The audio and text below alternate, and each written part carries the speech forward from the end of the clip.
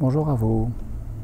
Aujourd'hui, j'avais envie de partager avec vous ce que nous retrouvons en permanence dans cet univers infini, vaste, immense, insondable de la conscience, et qui est le propre de la conscience au regard de notre pseudo-conscience, le mental, qui est de nous faire expérimenter, ressentir, vivre, de nous faire nous confronter à ce que nous constatons souvent, très souvent, de l'ordre du paradoxe.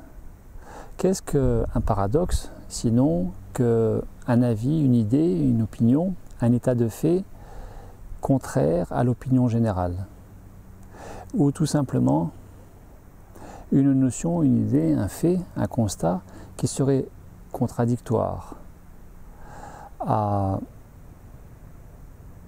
une pensée déjà établie, quelque chose qui n'irait pas dans la même direction, quelque chose qui serait contradictoire, qui ne serait pas entre guillemets logique, qui irait à l'encontre, à l'inverse de la pensée commune du plus grand nombre, et qui pour autant ne s'oppose pas, qui pour autant ne serait pas antinomique. Alors j'avais envie de vous proposer cette réflexion autour de 9 paradoxes propres à l'univers de la conscience. À partir du moment où nous élargissons notre zone de confort, que nous dépassons les limites du corps physique et du corps mental, perçues elles-mêmes par le corps mental, jusqu'au point où certaines personnes, à l'inverse, s'identifiant au corps, disent « je suis ce corps physique », ce que nous ne sommes absolument pas, pas plus que les pensées ou les émotions, que nous ne sommes pas plus, et ainsi d'être confrontés à cette notion de paradoxe, et qui échappe à tout raisonnement intellectuel, puisque par définition le mental est limitant, et il est limitant parce qu'il est limité. Et ainsi, il ne pourra jamais appréhender le propre de la conscience, qui est d'être multifocal, polyfocal, de pouvoir se situer en plusieurs endroits, espace, temps, non-temps, en même temps. Exemple des mystiques, Padre Pio, Marthe Robin, eux-mêmes praniques. Padre Pio, 17 ans sans boire et manger. Marthe Robin, 27 ans sans boire et manger.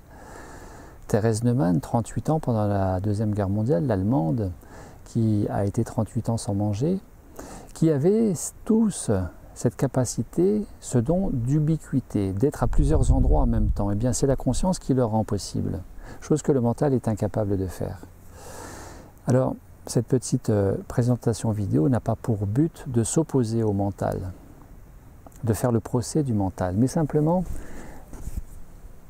de proposer, simplement de favoriser des prises de conscience autour de ces deux univers qui le plus souvent sont parallèles mais ont bien du mal à se rencontrer, et quand ils se rencontrent ont tout autant du mal le plus souvent à œuvrer ensemble main dans la main, ce que l'on appelle en neurosciences la synchronisation hémisphérale, de l'hémisphère gauche rationaliste déductrice cartésienne avec l'hémisphère droite, représentation schématique, l'hémisphère droite, la conscience, qui est bien plus que cela, on est bien d'accord. La conscience ne se limite pas à une moitié de cerveau, à une hémisphère cérébrale droite. Et j'avais envie de vous proposer ces 9 paradoxes. Premier paradoxe, tourner le regard vers l'intérieur. Jung disait « qui regarde à l'extérieur rêve, qui regarde à l'intérieur s'éveille ». Voilà, d'où cette formulation, tourner le regard vers l'intérieur. Eh bien, d'un point de vue cartésien, le regard est fait pour regarder devant soi, derrière soi, autour de soi, à côté de soi, mais jamais pour regarder à l'intérieur, puisque sensoriellement parlant, la vue, l'œil physique et donc le regard ne peuvent rien voir à l'intérieur. Et pourtant, tourner le regard vers l'intérieur permet de voir bien des choses qui serait davantage de l'ordre de la perception, de la vision que de la vue sensorielle. Autre exemple, pour s'éveiller, pour sortir de cette rêverie collective, la rêverie de l'humanité, pour transcender le mental limitant qui nous limite et nous entretient, nous conforte dans ces limitations que nous résumons dans cette zone de confort qui est le plus souvent bien étriquée chez la plupart d'entre nous, eh bien, il est question d'être dans l'empathie avec soi-même, de s'accorder le meilleur tout autant que d'oser regarder les choses qui nous dérangent, mais avec neutralité, objectivité et non pas complaisance, arrangement, automanipulation, procrastination, etc., etc. Eh bien, quelle est la définition de l'empathie pour un des fondateurs, un des promoteurs de l'empathie dans la psychologie humaniste des années 50 aux États-Unis? Eh bien, Carl Rogers, le psychologue de la relation d'aide. En tout cas, un des grands représentants de la relation d'aide en psychologie humaniste, au départ aux États-Unis. Eh bien, l'empathie serait la neutralité bienveillante envers soi-même. Comment être neutre et être bienveillant en même temps? Comment être neutre si nous sommes bienveillants? Être bienveillant, c'est déjà avoir un parti pris pour soi. Et donc ce n'est plus être neutre. Et pourtant, l'un ne s'oppose pas à l'autre. Il est tout à fait possible d'être dans la neutralité et avec cette posture, cette intention envers soi-même qui est la bienveillance. C'est encore un paradoxe. Et pourtant, ça fonctionne très bien. Troisième exemple, quand nous disons en neurosciences que le cœur respire, c'est complètement faux. D'un point de vue cartésien, le cœur ne respire pas. Le cœur capte le sang oxygéné à partir des alvéoles pulmonaires, de la respiration, par les artères capte le sang oxygéné, par d'autres artères envoie ce sang oxygéné dans tout le corps et récupère par les veines le sang chargé de gaz carbonique, de CO2. En soi, il est bien question d'une circulation sanguine et non pas d'une respiration. Et pourtant, dans l'imagerie, dans l'imaginaire, dans la visualisation créatrice, dans la visualisation thérapeutique version Carl Simonton, le cancérologue des années 80-85 aux États-Unis, grand cancérologue qui a formalisé, développé les visualisations thérapeutiques pour soutenir les patients traités pour le cancer et les aider grâce à ces visualisations dans le mieux-être qu'elles pouvaient apporter. Eh bien, la conscience est capable d'imaginer des choses que le cartésien, le mental cartésien est incapable et ne peut concevoir, tel par exemple le cœur qui respire. Et dans un sens figuré, symbolique, mais aussi vibratoire, quantique, le cœur a sa propre respiration, que les cardiologues appellent taux de variabilité cardiaque, qui est l'acronyme anglais, le VRC. Taux de variabilité cardiaque voulant dire que le cœur a sa propre amplitude respiratoire dans ses battements, de se charger de sang à la diastole, diastolique, et d'éjecter le sang à la systolique, systole. D'où les deux chiffres d'une tension artérielle, exemple 13,7, 13 étant la force d'éjection du sang par le cœur, donc c'est la phase systolique, et la diastole ou phase diastolique correspondant au chiffre 7 et étant le moment du remplissage passif du cœur. En soi, il est question d'une respiration aussi. Autre exemple, ce fameux ancrage. Beaucoup de gens manquent de l'ancrage. Plus nous sommes dans notre tête pensante, plus nous nous déconnectons du corps et plus nous sommes coupés de nos racines. C'est aussi une des explications à toutes ces femmes, tous ces hommes qui souffrent d'insuffisance veineuse lymphatique, de varices, voire de phlébite, du fait de croiser les jambes et d'écraser l'artère qui est sous le genou, et donc de contrarier la libre circulation sanguine au niveau artériel des jambes et des pieds, mais aussi comme autre facteur possible, et bien sûr le tabac, le tabagisme, qui favorise la vasoconstriction des artères, mais aussi une moins bonne circulation, qui prive, la nicotine privant le sang de l'oxygène, eh bien, va réduire l'apport en oxygène, favoriser jusqu'à la gangrène chez le fumeur.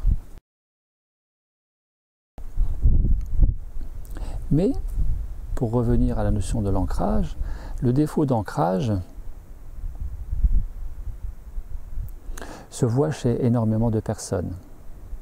En soins énergétiques, il est tout à fait possible d'évaluer ce défaut d'ancrage par une bien moins bonne circulation énergétique à partir du bassin, par exemple, et qui diminue encore plus en termes de rayonnement énergétique au niveau du corps éthérique, qui diminue encore plus au niveau du pied. Le paradoxe de l'ancrage, c'est que plus nous nous ancrons, plus nous pouvons nous expanser et aller loin et haut, symboliquement dans le ciel. Nous disons bien avoir la tête dans les étoiles et les pieds sur terre. Et je dirais même les pieds ancrés dans la terre, avec ses racines symboliques vibratoires. S'ancrer pour mieux s'expanser. Être ici et maintenant, et être très loin, très haut ou très profond, tout autant que maintenant. À défaut de quoi, s'expanser, aller très loin, très haut, avec ce défaut d'ancrage, peut constituer une fuite spirituelle, d'être mieux ailleurs que ici et maintenant. Et c'est là où cette notion de l'ancrage peut déranger un certain nombre de personnes, qu'elles confondent avec enchaînement. L'enracinement étant apparenté comme un enchaînement. Le paradoxe, c'est que plus je suis ici et maintenant, plus je peux me déployer, m'expanser, me réaliser en conscience. Autre paradoxe, par exemple, le mental est attaché à la matière. Le mental a besoin de se rassurer et il est donc possesseur. Et le mental égotique nous amène à consommer, acheter, posséder, avoir, accumuler et nous encombrer. Favoriser donc plus la quantité que la qualité. Alors que la conscience, qui se caractérise bien plus par le détachement à la matérialité, dans le juste milieu de l'être et de l'avoir, et moins de l'avoir, pour favoriser plus d'être, mais être et avoir un équilibre, fameux juste milieu que j'ai évoqué dans la toute dernière vidéo, eh bien, la conscience s'attache davantage à une notion de qualité. Mais comment être dans davantage de qualité si nous sommes dans moins de quantité? Est-ce que la qualité n'est pas évaluable? Est-ce que la qualité n'est pas quantifiable? Comment avoir, vivre, connaître, être dans davantage de qualité? Davantage est une notion quantitative. Davantage de qualité en étant dans moins de quantité. Il y a là un paradoxe manifeste. L'un ne s'oppose pas à l'autre et c'est tout à fait envisageable, en tout cas pour la conscience, déconditionner, démentaliser. Ces notions relèvent de la perception plus que d'un concept. Autre exemple du paradoxe, les Tibétains disent que pour bien vivre, il faut savoir bien mourir. Bien mourir pour bien vivre. Comment pouvons-nous vivre si nous sommes morts? Eh bien, ce paradoxe n'exclut pas pour autant le rapport figuré à la notion de mourir, mourir à son passé en l'intégrant et non pas en le fuyant, mourir à ses prétentions, mourir à ses objectifs, espoirs, espérances, mourir à ses attachements, mourir à sa matérialité, c'est-à-dire restaurer le juste milieu dans certes avoir, mais pas au point de s'encombrer et réduire cette notion d'espace de bien-être et donc de zone de confort jusqu'au point de s'étouffer, qu'on appelle par exemple la maladie psychosomatique, eh bien, plus je restaure cet équilibre dans ce lâcher-prise à cet attachement, symboliquement le mourir au passé et au futur, car le futur peut être aussi une fuite d'un présent que je ne veux pas vivre, parce que c'est un présent qui peut être désagréable, qui peut déranger, peut-être même douloureux, eh bien plus je restaure cette notion de qualité de vie au présent. Mourir au passé et au futur pour vivre pleinement, ici et maintenant, le présent, qui n'est une fois encore pas une prison, ni un enchaînement, ni une limitation, ni une frustration, mais un plein déploiement de la conscience qui transcende ces nostalgies du passé ou ces frustrations d'un futur non encore présent. Car en réalité, le Dalai Lama le dit, tout se vit véritablement qu'au présent. Il n'y a de seule véritable vie de qualité, sujette au bonheur, à la joie de vivre, que celle de vivre au présent. Autre notion qui amène, autre idée qui amène la notion de paradoxe, qui est de faire tout en laissant faire. Faire tout en laissant faire. Faire tout en laissant faire. L'intellect a bien du mal de comprendre ça. Comment faire sans chercher, sans vouloir, sans projeter un quelconque résultat, ce qui serait le propre du laisser-faire? C'est très paradoxal en soi, faire et laisser faire. Et pourtant, je suis sûr que vous connaissez, que vous le vivez tous les jours, plus ou moins consciemment, mais que vous voyez de quoi je veux parler, faire tout en laissant faire.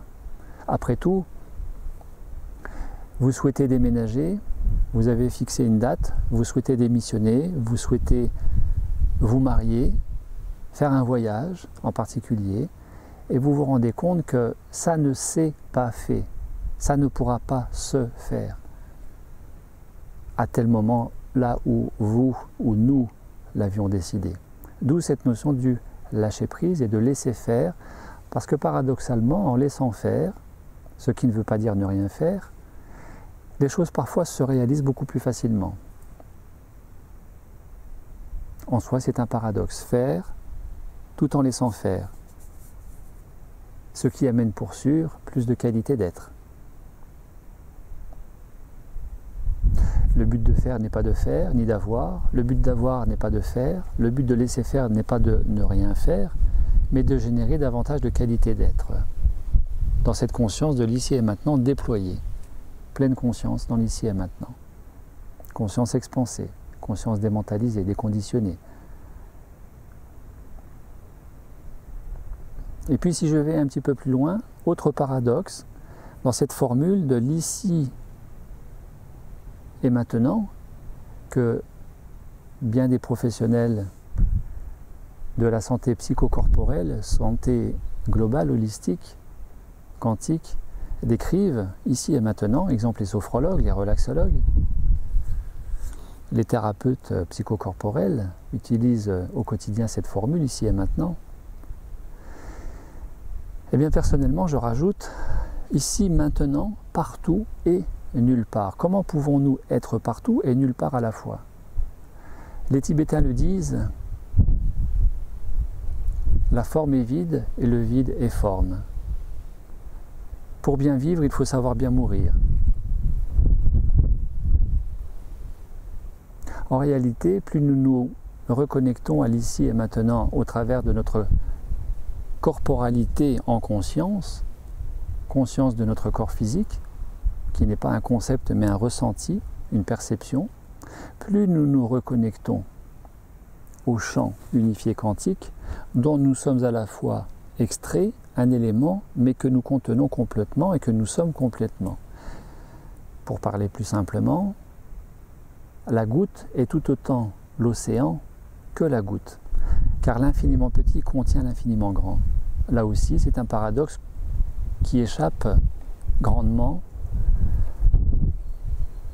à toute rationalisation, intellectualisation du mental. La flamme est tout autant le feu qu'elle est juste la flamme.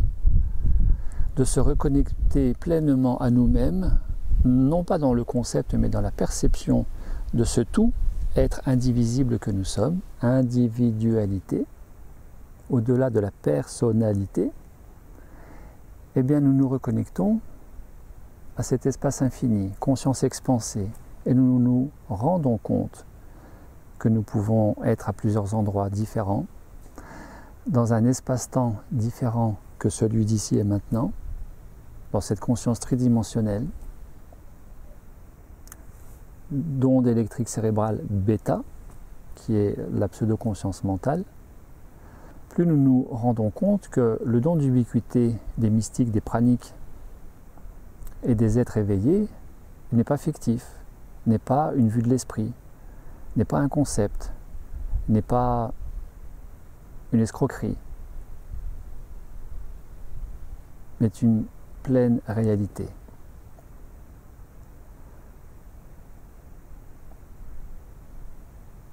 Enfin, je voulais vous proposer cette réflexion paradoxale qui est que moins nous cherchons, plus nous trouvons. Comment est-ce que nous pouvons trouver sans chercher? Vous l'avez expérimenté tout autant que moi. Combien de fois nous retrouvons les clés de l'appartement ou de la maison ou de la voiture que nous ne savons plus où nous les avons posées et qu'à partir du moment où nous lâchons le mental qui cherchait jusque-là, l'idée nous revient comme une ampoule qui s'allume dans la tête. Ah oui, elles sont sur la commode ou sur la table de la cuisine ou dans telle salle, dans telle pièce, sur tel meuble. Moins nous cherchons, plus nous trouvons. Chercher relève de la volonté. Trouver sans chercher relève d'une posture avec soi-même, considérant que toutes les choses, tout est déjà là. Et donc relevant d'une intention, que tout est déjà là, avec cette notion du lâcher-prise. Et que plus que tout est déjà là, il n'y a rien à chercher, sinon à connecter.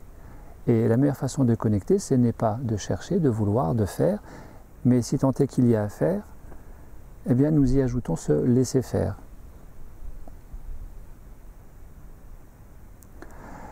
Car le futur est contenu dans le présent. Le présent sous-tend, sous-entend le futur. Aujourd'hui, c'est déjà demain.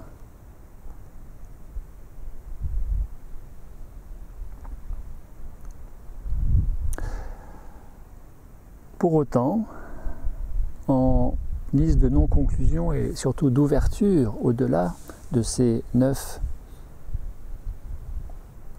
formulations paradoxales propres à la conscience et que vous expérimenterez, découvrirez, dans lesquelles vous vous immergerez en participant à une pause alimentaire, qu'elle soit courte, de courte durée, de 24 heures ponctuellement, irrégulièrement ou régulièrement comme une fois par semaine, ou plus longue, en participant à un stage résidentiel, ou depuis chez vous à l'accompagnement via Skype ou téléphone, comme je le réalise régulièrement en termes d'accompagnement. Eh bien, de ces notions de paradoxe découle cette notion du lâcher-prise. Découle cette notion, cette réalité, non moins fictive, qu'il n'y a plus lieu de s'opposer, mental contre conscience. Et que, bien au contraire, plus je lâche le mental, plus la conscience peut s'exprimer et vivre pleinement ces réalités a priori paradoxales, mais qui, a posteriori, n'en sont absolument pas. Et en guise de non-conclusion, d'ouverture, de transcendance de ces paradoxes, et que ces paradoxes sous-tendent tout autant, je vous propose de colorer votre quotidien. Je vous invite à colorer votre quotidien de ces paradoxes, de ces a priori contradictions, de manière à favoriser l'harmonisation des deux hémisphères cérébrales, qui est de faire et de laisser faire, qui est de mourir et de vivre, qui est de permettre à votre cœur de respirer pleinement, qui est de tourner le regard à l'intérieur, qui est de faire tout en laissant faire, qui est de mieux vous ancrer pour mieux vous expanser, au travers de cette posture et cette intention, bien plus que la volonté, qui favorise la conscience d'expansion, autour de ne rien vouloir, ne rien chercher, ne rien attendre, ne rien éviter, ne rien retenir, ne rien forcer, simplement être ici et maintenant, avec soi-même, au travers de soi-même, avec le tout. Le tout étant l'entourage, l'environnement. Car une fois encore, comme la goutte et l'océan tout entier, comme la flamme et le feu tout entier, eh bien, le mental dira que nous sommes dans l'univers. Au mieux, nous pourrons dire tout autant avec le mental que l'univers est en nous, ce qui est déjà une bonne transition. La conscience dira de sa propre perception, révélation, que nous sommes l'univers, ici maintenant, partout et nulle part. Merci à vous.